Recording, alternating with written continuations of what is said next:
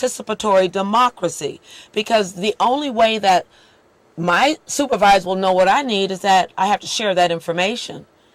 Yeah, Now, but that doesn't necessarily mean that things will move quickly. no, we're not talking about quickly, but what we are saying is that if they don't know, they don't know, and once they do know, they must be held accountable. So when I say healthcare is in the emergency room, Right. this is ludicrous because it's prevention. We don't have time to even think about prevention, Right. because we have no healthcare.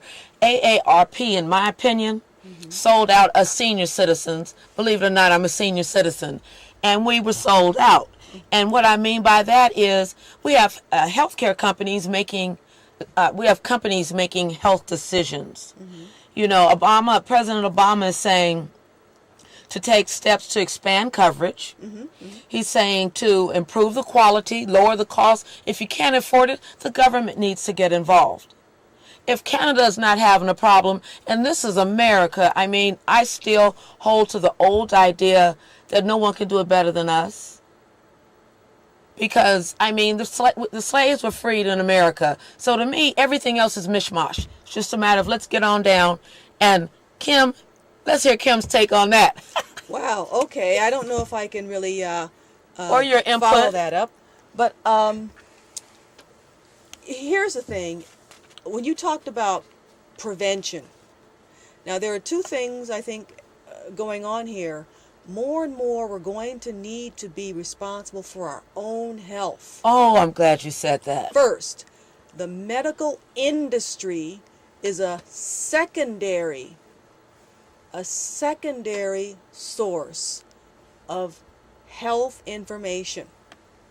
People are going to have to change their lifestyles by choice, not wait until they've created in their own lives a crisis situation in which they need to rely on so-called experts. Right, and that's why I think exactly we need healthcare reform. Because, again, the average person that is in need of healthcare can't even wrap their mind around prevention. In most cases, Yeah, I've I talked agree to with you. people, we've had meetings, and this is why we're going to go door to door and get a better sense of exactly what's going on. From the housing projects, can't do it all in one day, but from the housing projects to Food Co. on 3rd Street, to Patrol right. Hill, to Sunnydale, because you have to have some sort of healthcare awareness in order to even think about prevention. That's right. So what we're finding is that if we say it to people the way you just described it, Kim, which was people have to take some responsibility and get involved in their own health care, then we would have a better chance. But back at the ranch right now, we're in such dire straits because no one caught that point. That point was never emphasized thoroughly enough in the communities where people were living at poverty levels and below poverty levels.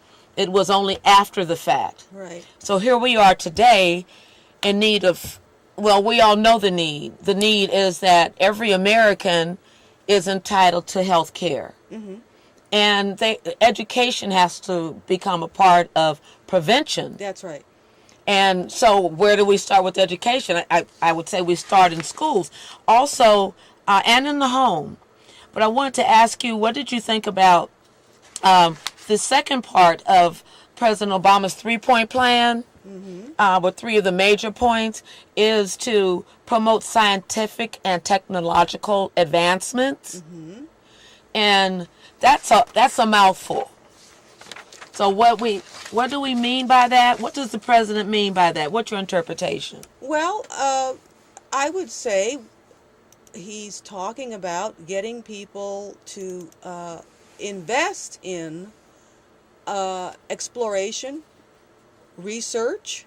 I think we're going to see a time in which, and I believe it's coming, scientists in the past have been associated with large university research projects. Yes. And government research, corporate research. You're going to see a lot of scientists start to be able to break away I was watching something on television the other day where a family has a pair of twins who had some kind of health problem. Mm-hmm. They actually contacted a scientist who has a private research facility that he has built with his own resources. Wonderful. And these people are going to step forward and start to offer their insight. Because imagine, again, these are people. Right, right. They have their political views. Right. They have their personal lives and interests. And some of them have dedication. That's right. But they're usually thought of as being objective, right? Right. So they're not supposed to get involved Right. in social and cultural issues. But you're going to see a change. I bet you we're going to see a change in that. We have to. And speaking of change, I want to talk about the Hunters Point shipyard. Mm-hmm. A lot of people think because Hunters Point shipyard is in Hunters Point, and I've mentioned this on a previous show, that the pollution, the toxicity levels, hazardous waste is only a problem for Hunters Point. Well, that is the bay.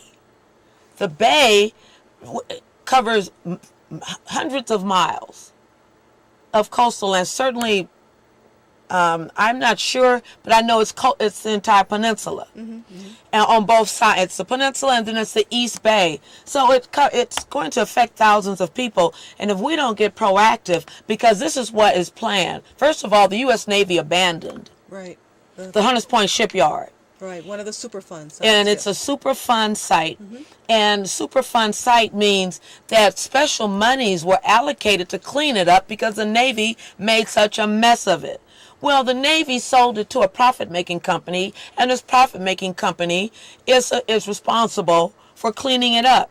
Now we have, who are only human, according to Kim, now. Oh, sure they are. They're going to pave it over, right? Yeah. They want to pave it over. Nancy Pelosi and Diane Feinstein, they just want to pave it over because it's cheaper. They want to spend $78 million instead of maybe $238 billion. Mm-hmm. But how are you going to cap something that is subject to crack? And how can you live with yourselves? We not? Here's the thing, Diane. What is your opinion? My opinion is this. We are living in a time in which there really are no solutions. People are starting to become aware there are no solutions to any of these problems. Oh, well, I'm glad we can agree to disagree. Yeah, there are no solutions. To agree to disagree. There are no solutions to any of the problems that were going to suit everyone for all time. And that's what people are looking for. No, we don't want that. What we want is we want them to simply lift that waste and remove it. We don't want to... And take it where? We need to identify a place that all waste can go. Oh, no. But it cannot be in a residential area. Do you know where it's going to go? And this is where people live. Have you ever seen... Oh, the other thing, excuse me for interrupting you. Yeah? I need to let you know, I need to let the public, the listening audience know. I just left a meeting at the Joseph Lee Recreation Center, Recreational Center. We just call it Joseph Lee Rec. And they are proposing a biodiesel plant supported by the Port of San Francisco, Sophie Maxwell's office, and Gavin Newsom. I'm sure it comes to no surprise that Gavin's on board with it. And they want to build biodiesel. Mm-hmm. Now, I'm just as full, and you're ready to express yourself. I'm full. This is ridiculous. Right back, we just got rid of PG&E. Kim, help me, please.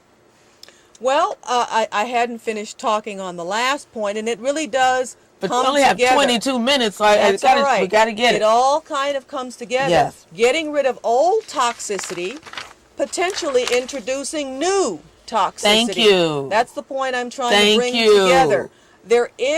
We take one problem and we come up with a new solution that creates new problems.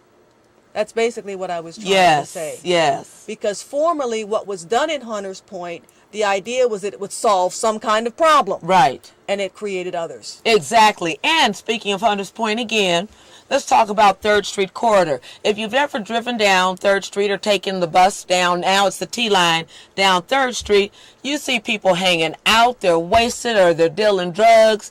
And we had a meeting with Captain Loftus, and Captain Loftus told us that basically 3rd Street is going to be for business only. So we're basically putting people on notice that help is available.